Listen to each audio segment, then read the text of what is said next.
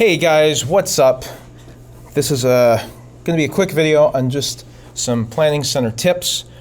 Just wanted to talk about blockout dates and serving preferences. Literally just show you how to do them.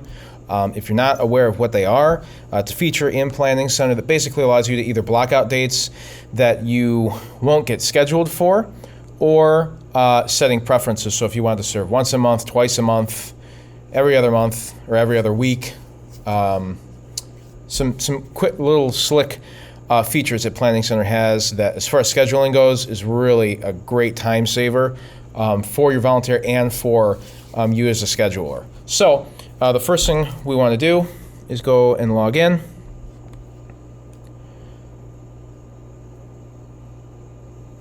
And then we want to go to make sure you're on the My Schedule button here. And you'll see your calendar on the left, and you see that I already have these little red dots show that I have some blockouts that were in there.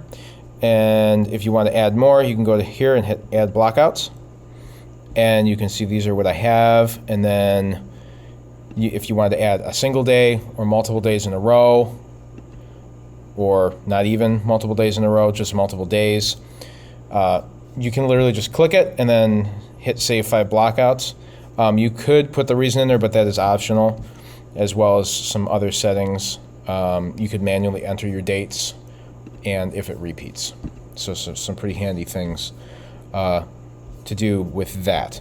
You can also, if you cancel that, if we go here and click on your name, what that will allow you to do, once it loads, is here under Preferences, this is your serving preferences. So for me, I have this set to schedule me as often as you want. So basically, whoever schedules me, I just, there's no preferences set. So if you hit Edit, you can change this. And so up to 1 time a month, up to 10 plans a month, and so on. And then you can set it per day as well. There's a Households feature, which I have not used a ton, but my understanding is that allows you to set if you and your child or a sibling or wife, you can add that to your household. So then they, I believe, if you get scheduled, it'll automatically drop in the other person in your household. There's certain rules to that. So basically, that you can set the rules. So if you get scheduled, it'll automatically schedule your wife. Or if you don't want to be on, wife or daughter or son or whatever, family member, brother.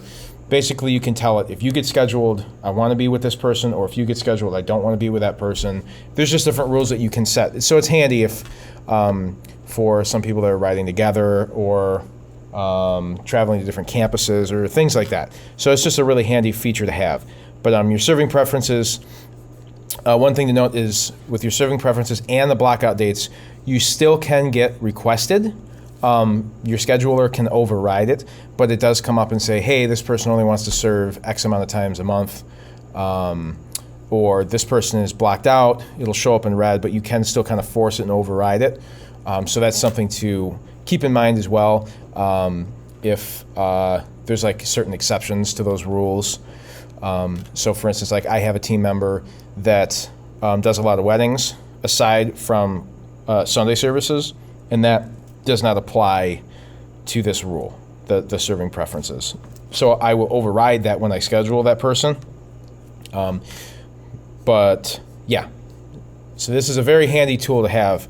One other thing I should note is you can send out messages to say, hey, we're going to be scheduling, put in your blockout dates, and so on.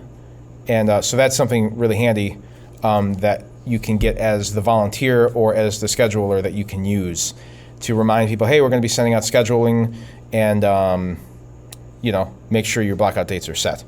And that's easy, relatively easy to get to. If you go to the People tab and then go to your team, and then you can select whatever team you want. So we'll just go to whatever. We'll go to South Creek Weekend Services and Production, and then send them a message. And then there's a template here, blockout request, and then it just puts it in here. So it's a really handy tool to use. So yeah, thanks for checking out the video. Hopefully that made sense. I know I tried to go pretty quick. I just wanted to get to the point. Hopefully that made sense. And if you have any questions, leave a comment. If you like the video, hit the thumbs up button. Don't forget to subscribe. So yeah, thanks for checking the video out. I'll see you next time.